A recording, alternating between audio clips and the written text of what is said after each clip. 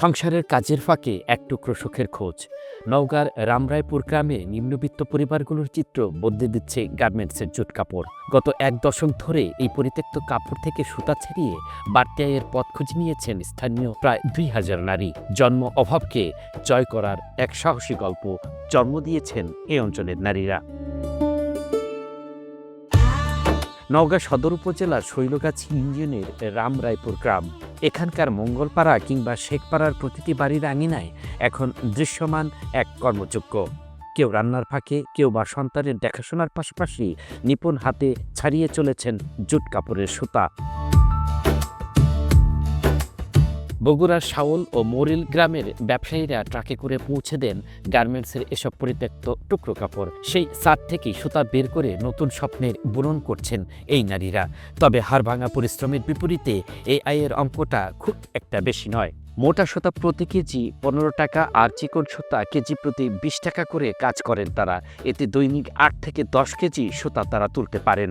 সংসারে এমন সময় লাগেছে আমাকে কিস্তি আছে সেগুলো দেওয়া লাগে, ছেলেপেলে স্কুলের পড়াশোনা করে সেগুলো দেওয়া লাগে।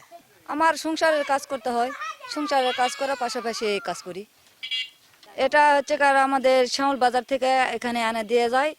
প্রতি কেজি মূল্য হচ্ছে কার ১৫ টাকা, আমরা সেই হিসাবে তুলি। এদিকে শৈলগাছি ইউনিয়নের চেয়ারম্যান মোয়াজ্জেম হোসেন সর্দার জানিয়েছেন, ইউনিয়নে এই সুতা তোলা নারী শ্রমিকরা যে আয় করে তার সাথে যদি সরকারের ফ্যামিলি কার্ড যুক্ত হয় তাহলে এই পরিবারগুলো উপকৃত হবে। তারা তাদের আর্থিক পরিবর্তনের পাশাপাশি সামাজিক পরিবর্তন ঘটাতে পারবে বলেও মনে করেন তিনি। সরকার মহোদয়ের কাছে অনুরোধ রাখবো, আমার ইউনিয়নে এই যে ১,৫০০ লোকের যে কর্মসংস্থান, প্রায় ওনারা সুতা তুলায় কমপক্ষে ২ থেকে ২,৫০০ বা ৩,০০০ টাকা পর্যন্ত ওরা মাসিক কামাই করে। তার সঙ্গে যদি এই ফ্যামিলি কার্ডটা যোগ হয় তাহলে ইনশাল্লাহ আমার এই যে ১,৫০০ লোকের কর্মসংস্থান আরো ভালো হবে। অল্প পুঁজিতে স্বাবলম্বী হওয়ার এই লড়াই শুধু আর্থিক সচ্ছলতাই নয়, গ্রামীণ নারীদের মাঝে জাগিয়েছে আত্মবিশ্বাসের নতুন আলো। সরকারের সুদৃষ্টি পেলে এই ক্ষুদ্র শিল্পটি আরও বিকশিত হবে, এমনটাই প্রত্যাশা নওগাঁর রামরায়পুর বাসীর।